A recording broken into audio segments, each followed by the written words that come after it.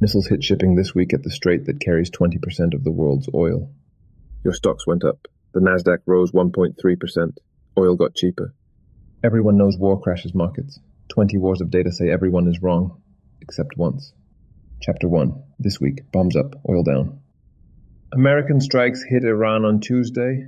Attacks answered back through the Strait of Hormuz, the narrow water lane feeding a fifth of the planet's oil. Traders read those headlines too. Then the S&P 500 climbed to 7,543. Context the headlines skip. This is week 2. Markets already spent days pricing this conflict. What looks like indifference is digestion. 2 numbers tell the whole week. Tech stocks up, crude oil down, with tankers under fire. Oil falling during a strait attack is not luck. It is millions of traders voting that supply will hold. Remember that vote. It decides everything later. Look one layer deeper, and the week gets stranger. Semiconductor stocks jumped 5% while hyperscalers lagged. Investors were not fleeing risk. They were rotating between risks. Panic does not rotate. Conviction does. To be fair, the shrug was not unanimous. The Dow, heavier in old economy names, still ended the week down about 1%. Markets did not ignore the war. They priced it at 1%, not 20. Chapter 2. The record. 20 wars of data. December 8th, 1941. The morning after Pearl Harbor, clerks at the New York Stock Exchange showed up and rang the bell anyway. The Dow fell 2.9% that day. That was it. Within a month, the loss was gone. By the end of the deadliest war in history, the Dow stood 50% higher. When Hitler invaded Poland, markets rose 10% that month. Researchers at LPL counted 20 geopolitical shocks since World War II. The average hit, 5% down. The average recovery, 47 trading days, not years, weeks. The average first-day drop across those 20 shocks, about 1%, smaller than a bad Tuesday. September 11th closed Wall Street for 4 days, the longest halt since the Depression. The reopening week was ugly. 1 month later, the entire drop had healed. Test the pattern against the scariest month ever, October 62, 13 days when the world genuinely expected nuclear exchange. Stocks dipped, then finished the crisis higher than they started it. Here's why. Markets do not price fear. They price cash flows, what companies will earn over decades. A missile is terrifying. It rarely changes what people buy next year. Korea delivered double-digit stock returns while the fighting raged across the 6 biggest conflicts of the century. Holding through the war usually beat hiding from it. Traders have repeated a version of this pattern for 2 centuries. Buy to the sound of cannons, sell to the sound of trumpets. The saying is older than the light bulb. It survived because the arithmetic behind it kept being true. Fear discounts prices faster than wars destroy earnings. 2003 repeated the trick in reverse. Stocks bottomed 9 days before the Iraq invasion and rallied straight through the war's opening weeks. Stranger still, some wars minted bull markets. American small caps surged past 30% during World War II and across 6 major conflicts, since stocks often outperformed their peacetime averages. Translate that to pocket money. $100 held through the entire Second World War came out the other side as roughly $150, while cash under the mattress lost to war inflation every single year.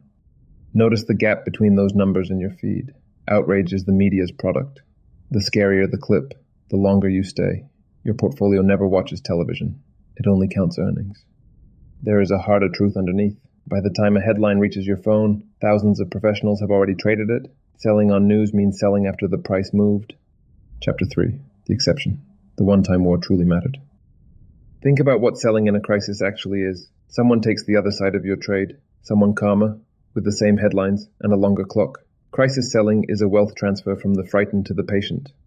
August 2nd, 1990, Saddam Hussein rolled tanks into Kuwait, and this time the market did not shrug. The S&P dropped 17.5%, 71 days of falling, 187 days to recover. What made Kuwait different from 19 other shocks? Oil actually stopped flowing. Crude prices doubled in 2 months. Gas, freight, plastics, food, every cost on earth moved. The exception also has a civilian fingerprint. When energy truly breaks, you stop needing financial news. The gas pump, the electricity bill, and the grocery receipt. Announce it weekly. If your receipts are calm, the market's calm is telling the truth. Doubled oil is what a real supply shock looks like. 1973 taught the same lesson the hard way for a decade. Picture what the exception feels like on the ground. 1973 meant literal lines at gas stations, rationing cards, and a stock market that went sideways for years after inflation was done with it. So the rule underneath 20 wars is simple. The market ignores missiles. It never ignores energy that stays broken for months. Chapter 4. The Signal. Watch oil, not headlines. 1973 ran the same experiment with a crueler ending. An oil embargo, prices through the roof, and a stagflation hangover that punished portfolios for years. Energy shocks are the one wound that does not heal in weeks. News anchors get paid for your fear. The oil price cannot lie. Someone pays it. Every single barrel, whether they feel brave or terrified. The gauge already proved itself this decade. When Ukraine was invaded in 2022, crude spiked, then sank back within months. The spike faded, so did the market damage. The gauge called both. Use one gauge. If crude stays flat or falls during a crisis, markets expect supply to hold. 19 of the last 20 times. That vote was right.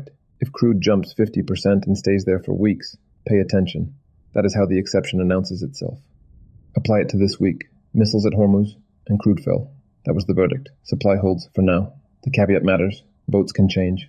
The gauge is live, not a guarantee. Chapter 5. Your move. 3 rules the data earned. Ask what the professionals actually did this week. Mostly whatever their calendar already said. Rebalanced dates, scheduled buys, planned exits. The nerves watched the news. The calendars did the trading. Rule 1. Never sell into a headline. The average shock is fully priced before you finish reading it, and fully recovered in 47 trading days. One tempting mistake deserves naming. Rushing into gold or defense stocks after the headlines is not hedging. It is buying someone else's spike. Hedges work when bought bored, not scared. One more thing about that December morning in 41. Nobody had to predict the bottom to profit from it. A rule that kept buying on schedule bought it automatically, while every headline said the world was ending. Put real numbers on your own fear. On a $10,000 portfolio, the average geopolitical shock is a $500 dip that historically healed in about 47 trading days. Selling at the bottom is the move that has most reliably locked that loss in. The whole story in 10 seconds, 20 shocks, minus 5%, healed in 47 days. One exception, oil breaking for months. This week, oil fell. Verdict, noise, not the exception.